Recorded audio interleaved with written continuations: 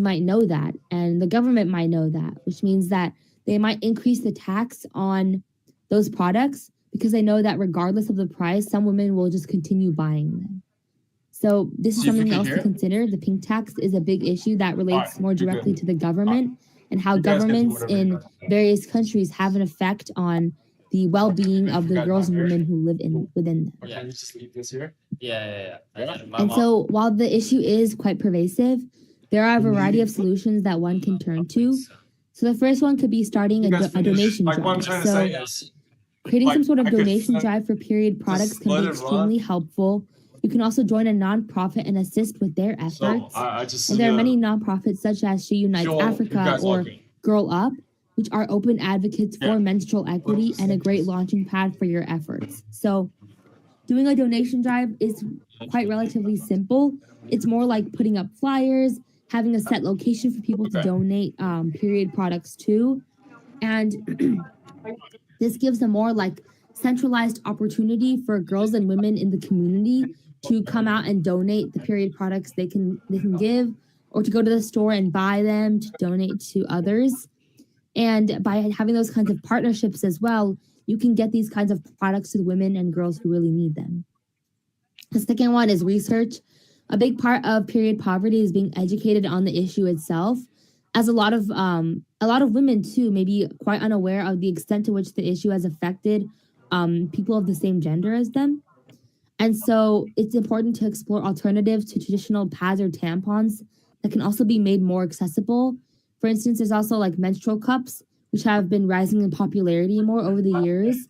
But it's important to educate yourself on those and educate others on those types of alternatives, as a lot of them have a lot of stigma surrounding them because some people don't understand how they work or how they're so effective.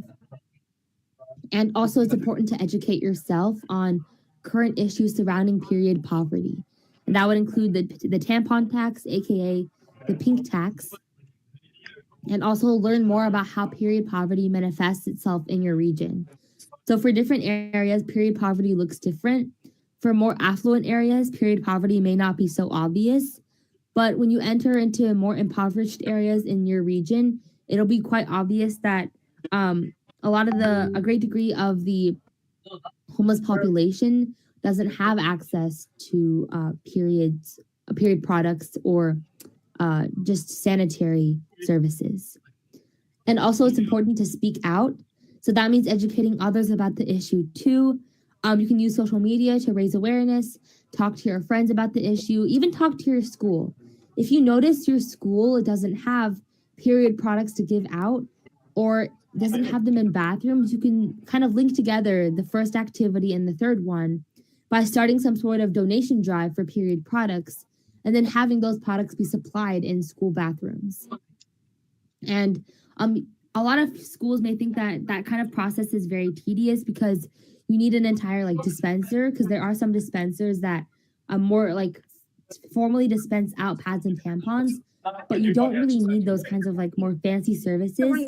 Literally just having a box with a bunch of pads and tampons can be enough.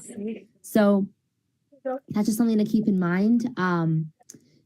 By doing those kinds of things and speaking out in general, it helps to destigmatize discussions about menstrual health and equity and enables more girls and women to feel more comfortable advancing and advocating for their body's needs. Because when a few people are able to speak up more clearly, it makes a lot more comfortable with talking about their experiences and being able to more openly push for the issue, despite the fact that much of society may not quite know about its full extent yet. So these are a few photos in these next few slides of examples that show what it's like to be able to help with the issue of period poverty. So this one is an example of a donation drive. If you're able to advertise on a large enough scale, you can really get a lot of donations coming in, because there are a lot of people out there who are willing to donate and who may not be aware of the issue enough to be able to give back yet. But if you're able to educate them about what period poverty means and do so in a way that's not only simplified down, but also very informative, then you can really see a true outpouring of support from your community as well. And these are a couple of alternatives to pads and tampons. While pads and tampons are the more traditionally known alternatives, traditionally known products for periods, there are the market for menstrual health and hygiene is significantly growing nowadays as discussions about menstrual health and hygiene become less stigmatized. And so that means a lot of these alternatives are worth looking into and researching for the sake of being able to educate others about them or even trying them out yourselves if they do suit like your health needs. That's very important to consider. And also, the third one is speaking out. So, everybody has their own talents and special skills. And that means that speaking out can look different for every one of us. I kind of put up this picture of a mural because I feel like it shows how even people who are good at art or people who are good at like writing or poetry can all help with this message of speaking out because you could kind of contact your local community's officials to make some sort of mural to kind of showcases what it means to, as that mural shows, bleed with dignity or be able to promote menstrual equity. And so those are only a few of the ideas that each of us can take to be able to help out our communities in a deeper and more tangible way.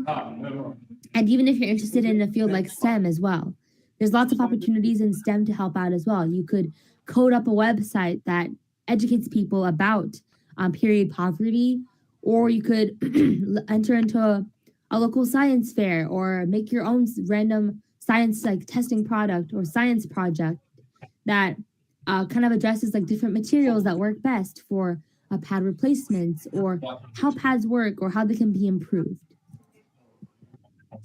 So thank you guys all for listening to today's presentation. And if you want to contact me about any of the things discussed today, that's my email address right there. And you can always ask about like any ideas you might have for your own projects, and I can help out as well, as a lot of the clubs or organizations I've been a part of have done similar activities to address period poverty. And always feel free to reach out with any questions you might have about the issue itself. And once again, thank you all for having me today. And I will not be taking any questions or anything if anybody has them. Yeah, but should only use for the computers during the streaming. This is very low bandwidth, so we have. Okay, thank you so much, Angela.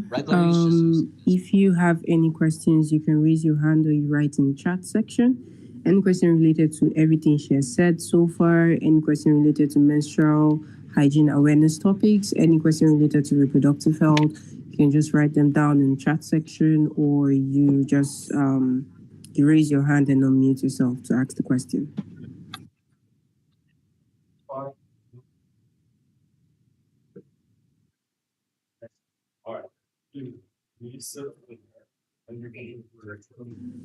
Any question? Patience, do you have any questions? Vanessa, do you have any questions? Dami, Lisa, do you have any questions?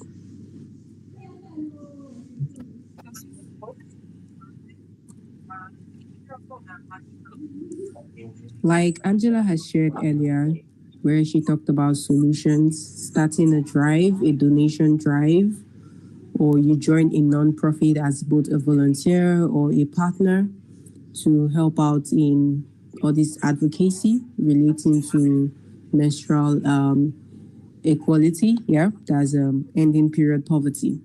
And also she talked about doing research, educating yourself, and also educating people around you.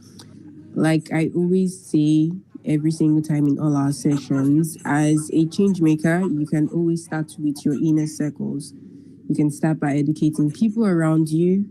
Then from there, you can also educate, maybe you just create a session and educate people that you don't even know. Yeah.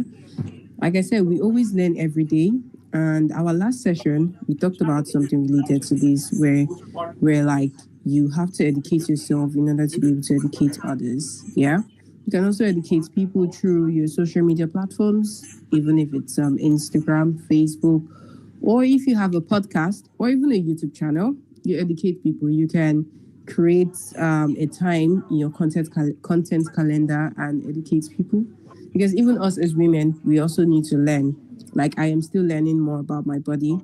And Angela shared some other menstrual products that we can make use of. She talked about the tampons. I also heard about the period discs recently. I don't even know how to use that one. But I want you all to always understand that you can test out all these products and know the ones that work for you, both from the pads down to the tampons, down to the menstrual cups, down to the period discs. Yeah, you can, even the washable pads, you can also, try out all these things and know what works for your body. Last time we talked about family planning, and I remember we talked about which of the pills someone can use. And remember, Nostawani actually said that you have to know what works for your body because your body can react differently from the way the other person's body would react to it. So you always have to know what works for your body. So, well, you can write your questions. Beverly, do you have any questions? Patience, do you have any questions? Vanessa, you can write it down in the chat section or you unmute yourself and let's hear from you. Even if you don't have any questions, if you want to add up to what Angela has said so far, you can just unmute yourself and add up. Okay? Is there any more? Q. So this computer, she's watching it. The return. This one. This one. Whatever this channel is gonna be, she's gonna be watching the return. Okay? No. Whatever stream here, whatever streaming out here, she's watching the return. Make sure the YouTube, it's good. So which language? I don't know yet. It's okay. So I just need to make sure that you can get on Wi-Fi. It's gonna give you 3 keys. Darren's gonna give you 3 keys. So you're gonna have Mandarin, English, and one last one. The YouTube. No, the key. Inside. Yes. Yeah, for streaming. For streaming. Okay. He's gonna give you 3 keys. There, I'm gonna go slow down there, okay? So inside OBS, right?